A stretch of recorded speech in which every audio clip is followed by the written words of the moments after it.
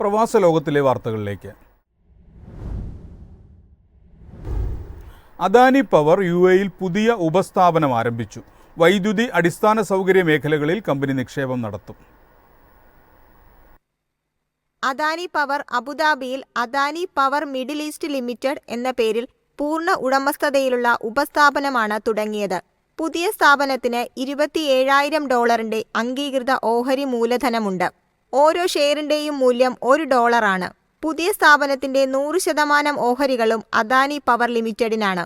15,250 megawatt വൈദ്യുത ഉൽപാദന ശേഷിയുള്ള അദാനി പവർ ഇന്ത്യയിലെ ഏറ്റവും വലിയ സ്വകാര്യ താപവൈദ്യുത ഉൽപാദകരാണ്. ഗുജറാത്ത്, മഹാരാഷ്ട്ര, കർണാടക, രാജസ്ഥാൻ, ഛത്തീസ്ഗഡ്, മധ്യപ്രദേശ്, ജാർഖണ്ഡ് എന്നിവിടങ്ങളിൽ താപവൈദ്യുത നിലയങ്ങളും ഗുജറാത്തിൽ 40 മെഗാവാട്ട് സൗരോർജ്ജ പദ്ധതിയും കമ്പനിയുടേതായുണ്ട്. അദാനി പവർ ഇന്ത്യക്കകത്തും അന്തർദേശീയമായും താപവൈദ്യുത മേഖലയിലുള്ള പ്രവർത്തനം വിപുലീകരിക്കുകയാണ്. അടിസ്ഥാന സൗകര്യങ്ങളും സാങ്കേതിക അടിത്തറയും ശക്തിപ്പെടുത്തുന്നതിന് ലക്ഷ്യമിട്ടുള്ള സംരംഭങ്ങളാണ് ഇവയെല്ലാം. News desk, MyFin TV. UAE-യിൽ ടെലിമാർക്കറ്റിംഗ് കോളുകൾക്ക് ഇന്നു മുതൽ കർശന നിയന്ത്രണം. നിയമം ലംഘിച്ചാൽ കനത്ത പിഴ അടയ്ക്കേണ്ടി വരും. ഉപഭോക്താക്കളെ വിളിക്കേണ്ട സമയം, വിളിക്കുമ്പോൾ പാലിക്കേണ്ട മര്യാദകൾ തുടങ്ങി ടെലിമാർക്കറ്റിംഗ് കോളുകളുമായി ബന്ധപ്പെട്ട വ്യവസ്ഥകൾ കർശനമാക്കുന്നതാണ് പുതിയ നിയമം. രാവിലെ 9-നും വൈകുന്നേരം 6 മണിക്കുമിടയിൽ മാത്രമേ ബിസിനസ് ആവശ്യങ്ങൾക്കായി ഉപഭോക്താക്കളെ ഫോണിൽ വിളിക്കാൻ പാടുള്ളൂ എന്നാണ് പുതിയ നിയമത്തിലെ പ്രധാന നിർദ്ദേശം. ടെലിമാർക്കറ്റിംഗ് പ്രവർത്തനങ്ങളിൽ ഏർപ്പെടുന്ന സ്ഥാപനങ്ങൾ അതിനു മുൻപ് യോഗ്യതയുള്ള അതോറിറ്റിയിൽ നിന്ന് മുൻകൂർ അനുമതി വാങ്ങണം. ടെലികോളിംഗ് ലൈസൻസ് ഉള്ള സ്ഥാപനങ്ങൾക്കു മാത്രമേ ഇതിന് അനുവാദം ലഭിക്കൂ. കമ്പനിയുടെ പേരിൽ രജിസ്റ്റർ ചെയ്ത ഫോൺ നമ്പറുകളിൽ നിന്ന് മാത്രമേ മാർക്കറ്റിംഗ് കോളുകൾ വിളിക്കാവൂ എന്നതാണ് മറ്റൊരു നിബന്ധന. നിയമം ലംഘിച്ചാൽ 5,000 മുതൽ 1,50,000 ദിർഹം വരെ പിഴ ചുമത്തും. നിയമലംഘനം ആവർത്തിച്ചാൽ പിഴയും വർദ്ധിക്കും. സ്ഥാപനം അടച്ചുപൂട്ടൽ നടപടികളും എടുക്കുമെന്ന് മുന്നറിയിപ്പ് നൽകുന്നു. News desk, MyFin TV. കുടിയേറ്റം നിയന്ത്രിക്കാൻ ലക്ഷ്യമിട്ട് ഓസ്ട്രേലിയ 2025-ൽ 2.5 ലക്ഷം അന്താരാഷ്ട്ര വിദ്യാർത്ഥികൾക്ക് മാത്രം പ്രവേശനം നൽകുമെന്നാണ് സർക്കാർ തീരുമാനം. ഭവന വാടക വിലയിൽ കുത്തനെയുള്ള വർധനവിന് കാരണമായ റെക്കോർഡ് മൈഗ്രേഷൻ അളവ് നിയന്ത്രിക്കാൻ സർക്കാർ ലക്ഷ്യമിടുന്നതിനാലാണ് ഈ നീക്കം. വിദേശ വിദ്യാർത്ഥികൾക്കും തൊഴിലാളികൾക്കുമുള്ള കോവിഡ് കാലഘട്ടത്തിലെ ഇളവുകൾ ഘട്ടം ഘട്ടമായി നിർത്തലാക്കുന്നതിന് കഴിഞ്ഞ വർഷം മുതൽ വിവിധ നടപടികൾ സ്വീകരിച്ചു വരികയാണ്. പ്രീ പാൻഡമിക് ലെവലുമായി താരതമ്യപ്പെടുത്തുമ്പോൾ ഓസ്ട്രേലിയൻ സർവകലാശാലകളിൽ നിലവിൽ 10% കൂടുതൽ അന്തർദേശീയ വിദ്യാർത്ഥികളുണ്ട്.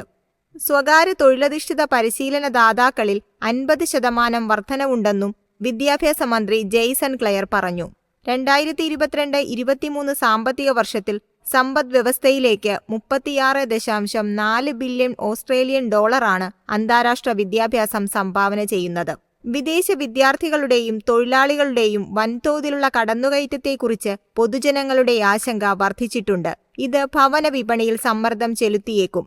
ഇന്ത്യ, ചൈന, ഫിലിപ്പീൻസ് എന്നിവിടങ്ങളിൽ നിന്നുള്ള വിദ്യാർത്ഥികളാണ് കുടിയേറ്റത്തിലെ വർധനവിന് കാരണമായത്. കുടിയേറ്റത്തിന് കടിഞ്ഞാണിടാൻ ഓസ്ട്രേലിയൻ ഗവൺമെന്റ് നടപടികൾ സ്വീകരിച്ചു. വിദേശ വിദ്യാർത്ഥികൾക്കുള്ള വിസ ഫീസ് ഇരട്ടിയിലധികം വർദ്ധിപ്പിച്ചതും ഇതിന്റെ ഭാഗമാണ്. News desk, MyFin TV. ആഗോളതലത്തിൽ കൃത്യനിഷ്ഠ പാലിക്കുന്ന വിമാന കമ്പനികളിൽ ഖത്തർ എയർവേസ് 3-ാം സ്ഥാനത്ത്.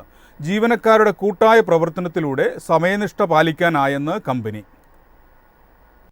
ഏവിയേഷൻ അനലിസ്റ്റ് കമ്പനിയായ സിറിയമാണ് കൃത്യനിഷ്ഠ പാലിക്കുന്ന എയർലൈനുകളുടെ പട്ടിക പുറത്തുവിട്ടത്. കൃത്യസമയത്ത് പുറപ്പെടുന്നതിൽ 84.07%, എത്തിച്ചേരുന്നതിൽ 86.4%മാണ് ഖത്തർ എയർവേസിന്റെ പ്രകടനം. കൊളംബിയൻ വിമാന കമ്പനി 1-ാമതും ബ്രസീൽ വിമാന കമ്പനി 2-ാം സ്ഥാനത്തുമെത്തി. 2023-24 സാമ്പത്തിക വർഷത്തിൽ 40 ദശലക്ഷം പേരാണ് ഖത്തർ എയർവേസിൽ യാത്ര ചെയ്തത്.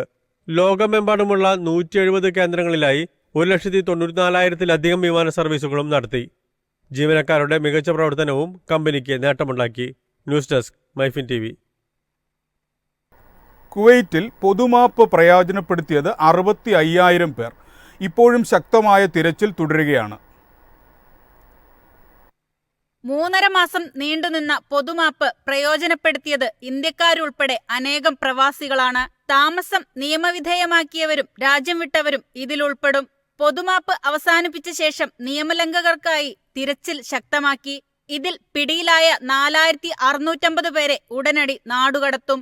ഇങ്ങനെ തിരിച്ചയക്കുന്നവരെ കുവൈറ്റിലേക്ക് വീണ്ടും പ്രവേശിപ്പിക്കില്ല. പൊതുമാപ്പ് പ്രയോജനപ്പെടുത്തിയവർക്ക് വീണ്ടും കുവൈറ്റിലേക്ക് വരാം. വിദേശികളെ റിക്രൂട്ട് ചെയ്യുന്നതിൽ നിയമം ലംഘിക്കുന്ന സ്പോൺസർമാർക്കെതിരെ നടപടിയെടുക്കുമെന്നും തൊഴിൽ മന്ത്രാലയം അറിയിച്ചു. News desk MyFin TV.